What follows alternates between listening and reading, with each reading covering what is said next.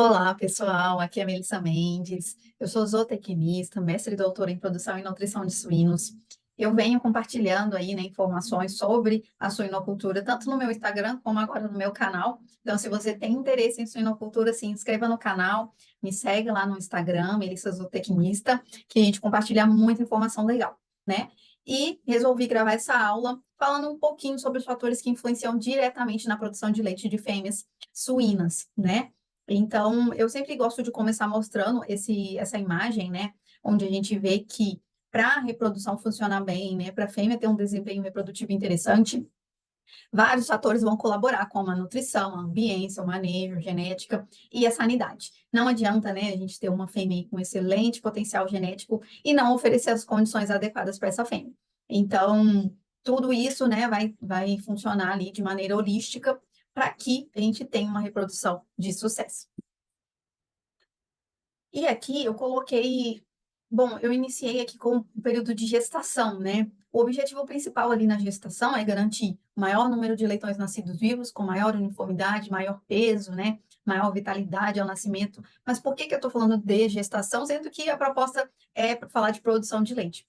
Porque o desenvolvimento da glândula mamária, ele inicia no final da gestação, tá? A partir dos 70, 80 dias, a gente observa um crescimento, desenvolvimento, multiplicação celular para a produção de leite que vai acontecer durante a lactação.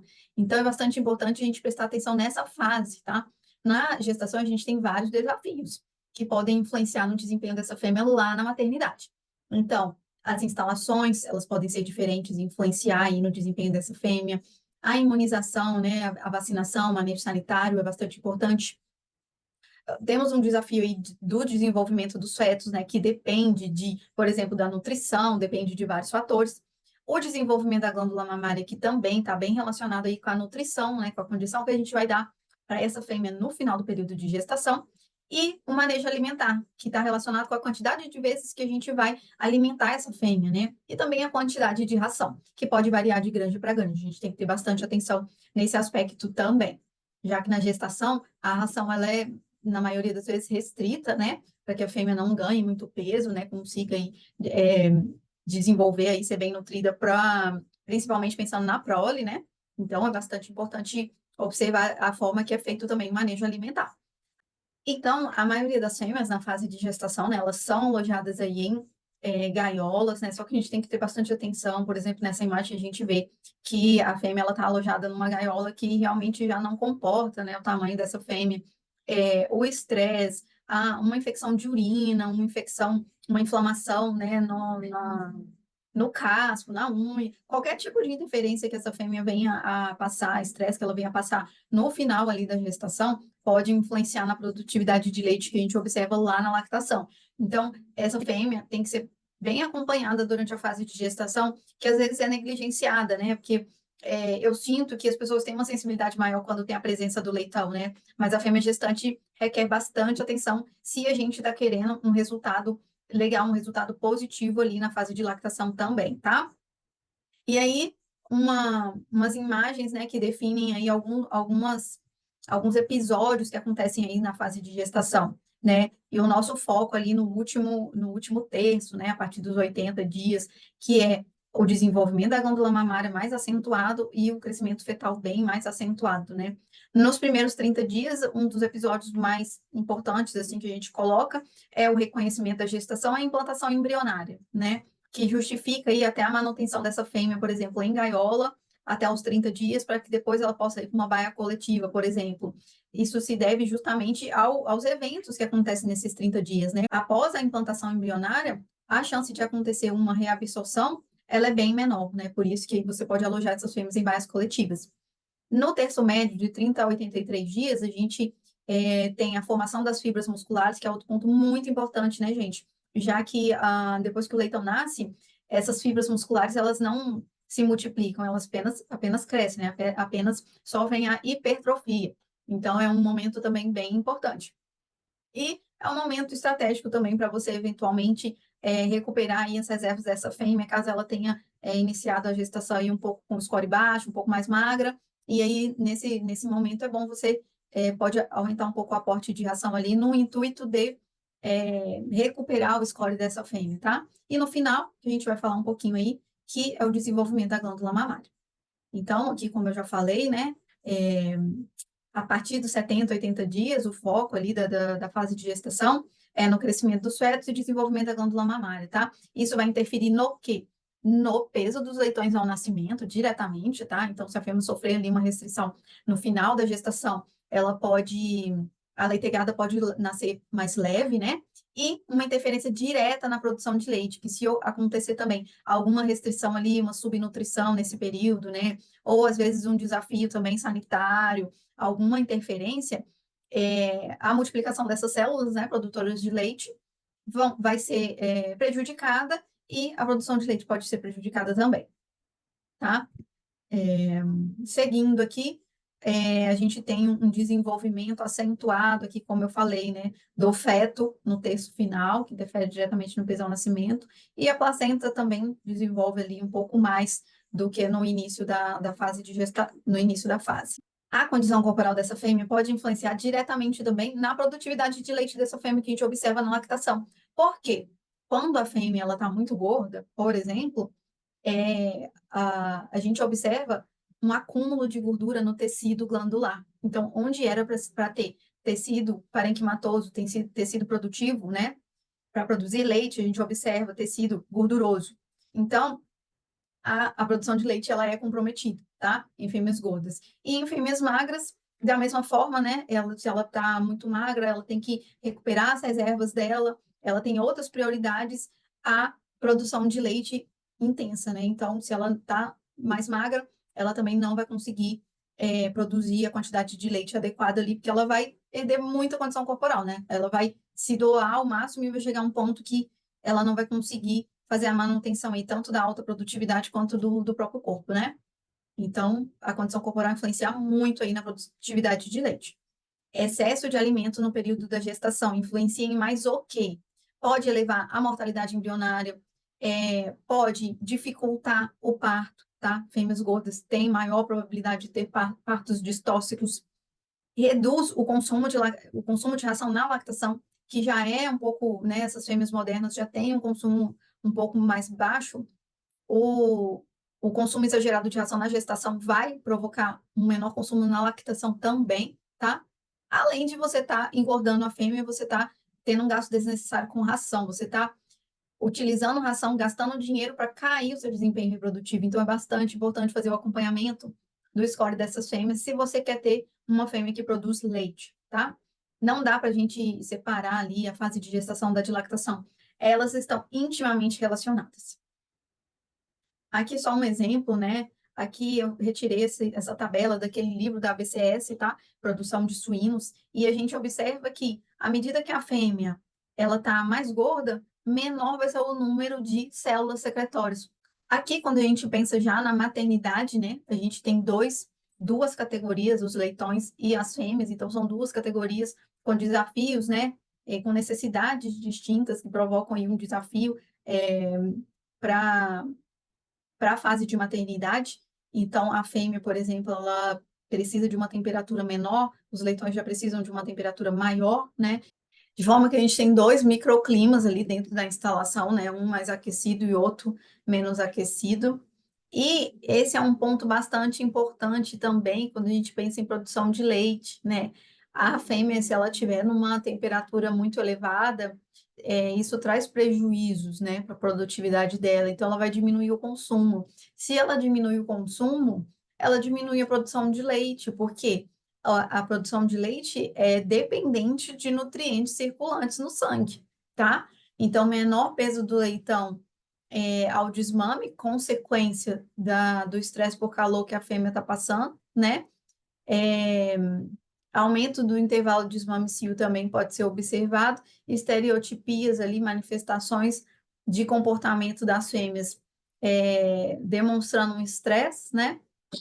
E para os leitões também tem uma temperatura de conforto que, se não for atendida, né? Por exemplo, se o leitão for submetido a estresse por frio, podemos observar hipotermia, dificuldade de ingerir colostro e leite, maior mortalidade na maternidade, muitas vezes por esmagamento, já que ele prefere ficar ali perto da mãe, né, para se aquecer, e aí acaba tendo mais esmagamento. baixo desempenho e baixo peso ao desmame, tá? Porque ele vai preferir ficar quieto, poupar ali o trabalho, né? Se poupar, ficar quietinho, perto da mãe ou perto de outros leitões, a sair para se amamentar. Então, o frio também vai provocar esse baixo peso ao desmame por baixa ingestão de leite, tá? Esse resultado muito interessante de um artigo de uma amiga querida, Ribeiro, acho que 2018, eu coloco aí na legenda se não for, mas eu acredito que é Ribeiro 2018, é Tial 2018, que mostra que à medida que a temperatura aumenta na maternidade, a produção de leite diminui em quilos dia, o peso dos leitões aos 21 dias diminui, né, ao desmame, e o consumo de ração diminui. Então, às vezes a gente está lá preocupado com, mas essa fêmea está secando o leite, mas os leitão estão perdendo peso, e esquece de algumas coisas básicas, que às vezes é colocar um sombrite, às vezes é investir um pouco mais em instalação, e aí, né, melhorar os resultados produtivos dessa fêmea, que é uma fêmea que está desafiada, por exemplo, por calor, tá? E um ponto muito importante aí no manejo de leitões que vai influenciar diretamente na produtividade de leite é colocar o leitão para mamar, né? O estímulo do leitão é um dos principais estímulos para a fêmea produzir leite. Então, além de ser importante para o leitão, por exemplo, a colostragem, a primeira mamada, né? O revezamento de leitões para que todos possam ingerir colostro e tal, é muito importante para a fêmea também, porque ela precisa desse estímulo para produzir leite, tá? Então, a gente pode observar a campo, leitegadas muito pequenas, leitões muito fracos. Você pode observar que a fêmea vai estar produzindo pouco leite, algumas glândulas secaram leite, mas é porque não tem o estímulo necessário para produzir, porque o leitão não tem essa capacidade de sucção para estimular a produção de leite dessa glândula. Outro ponto muito importante, as glândulas, elas são individuais, tá, pessoal? Então, se você, sei lá, tem uma fêmea jovem, tá? Uma primípara, e aí ela pariu 18, tem 14 tetos, por exemplo. Aí você fala, não vou pôr 14, vou pôr 12. Não é interessante isso, tá, pessoal? Porque, principalmente quando a gente pensa em glândula mamária de primípara, essa glândula ela tem que ser estimulada na primeira lactação. Ela tem que ser estimulada, porque a glândula, ela pode, por exemplo, estar mais desenvolvida ali na terceira, quarta ordem de parto, porque esse estímulo que ela vai receber na cada lactação pode desenvolver esse tecido, né? Isso é observado em alguns estudos. Então, a primípara tem que receber esse estímulo dos leitões é, com vitalidade para estimular essa glândula mamária para ela ser produtiva desde a primeira ordem de parto, tá? E aqui, cuidados, né, com a fêmea no pós-parto, bem relacionados com a produção de leite, acho que eu já falei de vários, mas a frequência e intensidade das mamadas, então não deixa a fêmea com pouco leitão, só se não tiver outra opção mesmo, mas deixa essa fêmea com muitos leitões para que todas as glândulas sejam estimuladas, né? A temperatura, como eu disse, vai influenciar diretamente aí no sucesso, né, da produtividade ali na lactação, a saúde em geral, então, teve um parto complicado, teve um parto que fez um toque, tenha todos os cuidados com essa fêmea, né? Em geral, se aplica aí o antibiótico quando se faz o toque. Se observou alguma inflamação, alguma coisa, trate essa fêmea, né? Para que não perturbe aí a produção de leite e a qualidade da leiteigada que você vai desmamar, tá? Outro ponto muito importante, o catabolismo lactacional, né? Que ele acontece, é natural. A fêmea, quando ela está produzindo muito leite, ela mobiliza tecido gorduroso, mas também pode mobilizar tecido muscular, mas isso não é o esperado, não é o que a gente quer. Então, é importante que essa fêmea consuma, né? Consuma a ração. É bastante ração, mas observar a fêmea que não está consumindo, né? Marcar, treinar os funcionários para eles ficarem bem atentos. Não está consumindo, estimula a fêmea a consumir, ver o que está acontecendo, né? Porque se ela se desgastar muito na lactação, pode ser que você não perceba ali um prejuízo naquele ciclo, mas a próxima leitegada dessa fêmea pode ser pequena, né? Porque aí vai prejudicar ali a qualidade ovulatória do próximo ciclo. Então, tem que ficar bastante atento. E aqui, né, eu trouxe a imagem aí de um alvéolo, né? O alvéolo, ele é circundado aí de células mioepiteliais que fazem a contração para a liberação do leite, né? No lumen, né? Dessa célula, e depois vai para os ductos, e esses ductos, eles se unem e saem no ducto ali do teto, né? Então, Vocês podem ver também que é bastante irrigado, né? E aí a irrigação é bastante importante porque traz os nutrientes para a síntese do leite, né? E depois ele é secretado no lume e depois sai pelos ductos, tá? E aqui, quando a gente pensa em processos patológicos que podem ocorrer após o parto, né? Quando a gente observa que a fêmea está com febre, ela não come, ela não produz leite, né? Isso tudo a gente tem que observar. Por exemplo, pode ser uma mastite, que é uma inflamação de uma glândula mamária, né? Pode, como eu disse, né? Processos inflamatórios provocam perda de apetite, né? Baixa produção de leite. Uma inflamação uterina pode também estar acontecendo. E a galaxia, né? Que é a ausência ali de produção de leite. Então, a gente tem que observar porque após o parto pode acontecer alguns desafios nesse aspecto, prejudicando aí a produção de leite, né? Aqui umas imagens eu retirei de um livro, vou colocar na legenda, tá? Então, você pode observar aí descarga vulvar, você pode observar edema, né? A glândula aqui bem edemaciada, que é sinal de uma inflamação, uma perturbação aí para a fêmea. E aqui, como que a gente pode prevenir, né? Situações assim, com as nossas fêmeas? De várias formas, né? Mas a gente sempre tem que prestar atenção ali na higiene e limpeza da baia, né? Limpar 3 vezes ao dia, limpar mais intensificar a limpeza ali antes e depois do parto, né?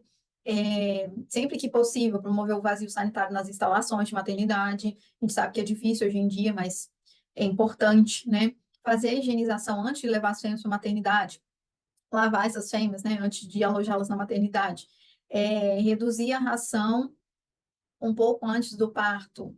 Isso é importante, porque às vezes pode provocar uma constipação, alguma coisa.